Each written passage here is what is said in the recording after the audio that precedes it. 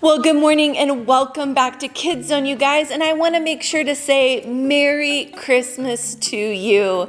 Now, these next 2 weeks here in Kids Zone, we're going to take a break from our stories in the New Testament to focus on the most exciting thing happening right now this month in December, which is Christmas. Now, of course, it's easy to get all wrapped up in Christmas being all about the presents, what we want, what's on our list, what are we actually going to get, who's going to buy it for us. But before we let our minds focus so hard on that these next few weeks, we want to pause and remember why we really celebrate Christmas. Now, this may be something you have probably already know. Christmas is the day we honor and celebrate Jesus' birth because as followers of Jesus, we believe his birth changed everything for the whole world for all of time. When we celebrate Christmas, we are celebrating God's promise coming true of a Savior that comes in Jesus, just like we've been learning all throughout the Old Testament. Now, right now, at this time all over the world, many followers of Jesus are celebrating what we call Advent. Advent is the season of time, the 4 weeks leading up to Christmas Day, where we take time to remember all the gifts Jesus gave to the whole world through his coming to earth. Some of you are celebrating Advent at home each day, reading little reminders of the gifts that Jesus is to us.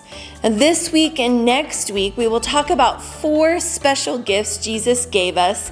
And these are gifts that we can't get anywhere else. We really only get them through him, at least in the way that Jesus gave them to us. There are 4 things we'll focus on: peace, hope, joy, and love. And today we are going to talk about peace and hope.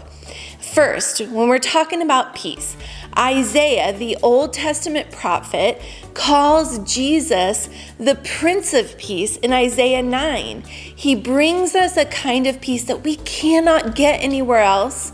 And I want you to close your eyes for a second and think about what it feels like to be at peace.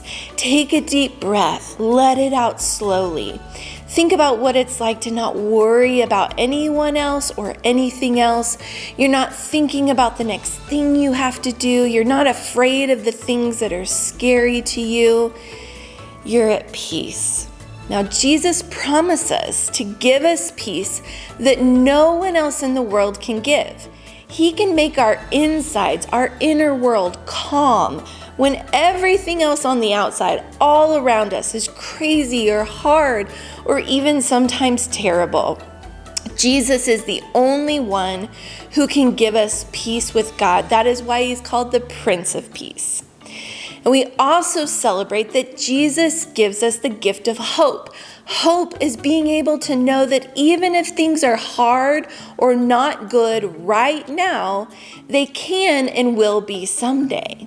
Psalm 25:5 says, "Guide me into your truth and teach me, for you are God, my Savior, and my hope is in you all day long."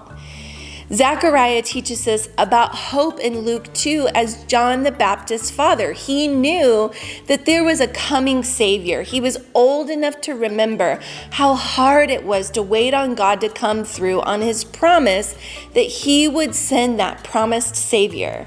Zechariah had waited all of his long life hearing about how God would rescue his people, and now it was happening in his old age. Jesus gives us hope to know no matter how hard things are now, it won't be that way forever. One day, God will wipe away all of our tears and heal all of our pains. So today, we focus on the peace and the hope that Jesus gives us. It's unlike any other peace or hope that we have in this life.